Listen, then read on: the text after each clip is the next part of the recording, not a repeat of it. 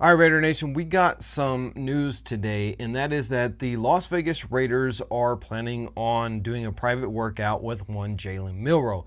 Now, there's a lot of interest in a second or third round quarterback that can sit behind Geno Smith for the next couple of years and really develop into a franchise quarterback. So they're also looking at some other QBs in this year's draft that could possibly, fill that void.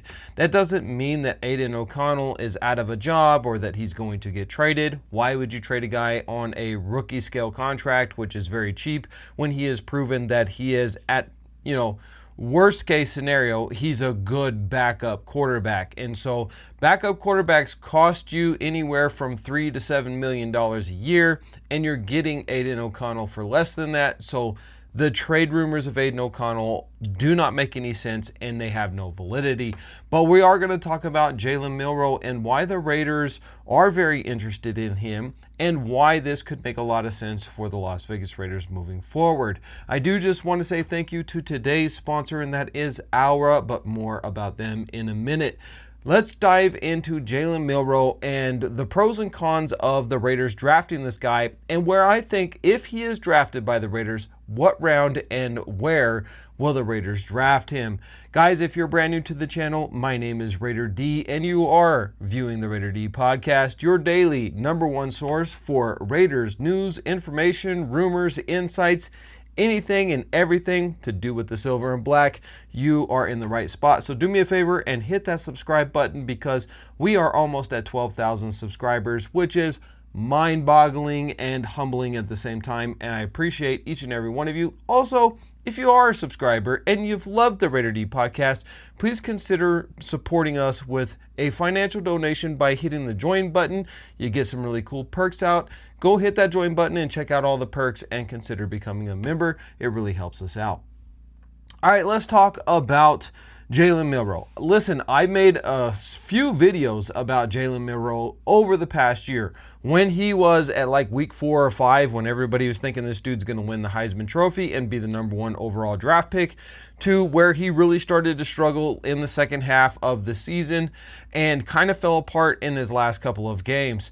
And now his stock has dropped significantly, despite the fact that this dude is the most elite athlete quarterback coming out of college pretty much since Lamar Jackson.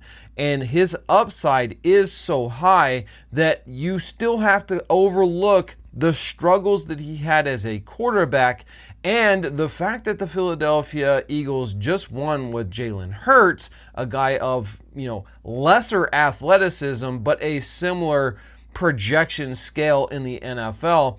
You have to take this very seriously, because you don't want to pass on the potential of having a superstar on your team. And that's what Jalen Milroe could absolutely develop into. Now, maybe he doesn't do that. Maybe he doesn't develop into a superstar quarterback, but his elite athleticism still is a guy that you want to have on the team if you can get him at the right round. So what did Jalen Milroe do over past last season?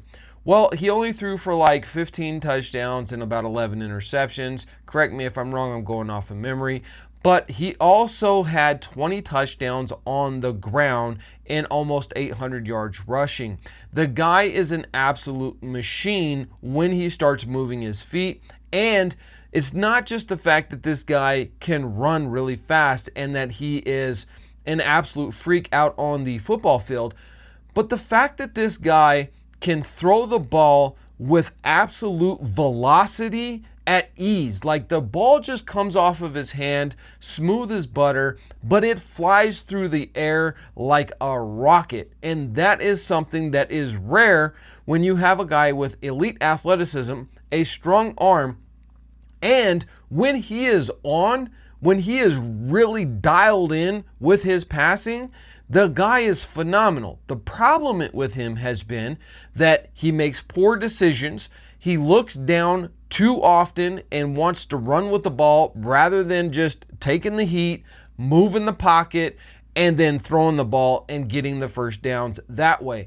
If you can train him to get out of that mode of, my first read isn't there, I'm going to take off running, and get into, I'm going to be patient with the ball. I'm going to stand in the pocket. I'm going to move in the pocket, and then I'm going to light up defenses. This dude's upside is astronomical, and that's why I think it would make a lot of sense for the Raiders to go and draft him. Now, when we're talking about chances, you're taking a chance out there every single day that your data has been stolen. And that's why I am so happy to have Aura.com as a sponsor of today's video. The reason why I accepted their sponsorship is because I'm signed up myself. And when I signed up, one of the first things I did was a computer scan. And I didn't even know I had over 4 million files on my computer.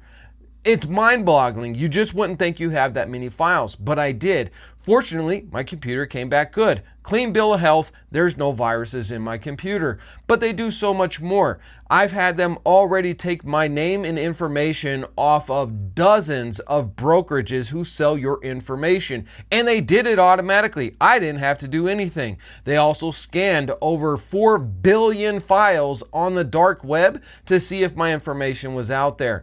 And again, fortunately, I had a clean bill of health. However, other people do not. My wife had hers, and she is a member and has been a member, and her files came back as being on the dark web. So we had to put in some work to try and get that cleaned up. If we hadn't gone with Aura.com, we never would have known.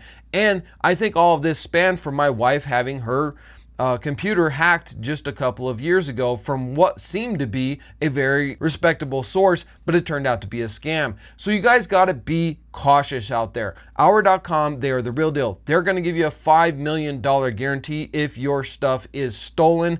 They will protect you. They will come in. They will help you. They will do virus scans. They have VPN. They have everything you need all in one easy to use package and at a very affordable price. And if you use my link in the description, RDP, you're going to get a 14-day free trial just for the Raider Nation. So thank you to Hour.com for sponsoring this video. Now, I also want to talk not just about Jalen Milroe, who is coming in on a private visit, and the fact that the Raiders are very high on him because he is a guy that you can get in possibly the second or third round and let him sit behind Geno Smith, who is a guy who is known for standing in the pocket and taking the heat and still delivering the ball rather than getting happy feet. And so sitting behind a guy like Geno Smith just makes sense, because if you can train Jalen Milroe to do that, then you are in a fantastic situation at year 3, which would be the end of Geno's contract and probably the end of his career, if not really close. And now you are primed to put Jalen Milroe in there at the starting. You have a succession plan, and that is what really matters. If you draft Shedeur Sanders right now, do you think he's going to want to sit for 3 years behind Geno Smith? Absolutely not. That's going to be a problem. But Jalen Milroe would have no problem sitting behind Geno Smith for 2 to 3 years, getting trained up. And so I think that the Raiders, who have shown a lot of interest in this guy, they're bringing him in on a 30 visit, which you only get 30 of those, so they're very precious. I think that the Raiders could get him in the second round. I wouldn't want to risk going to the third because he has met with other teams. He's met with the Jets. He's met with the Saints. He's met with the Browns. Somebody will snag him in the second round. If you try to wait too long for the third round, he could be gone.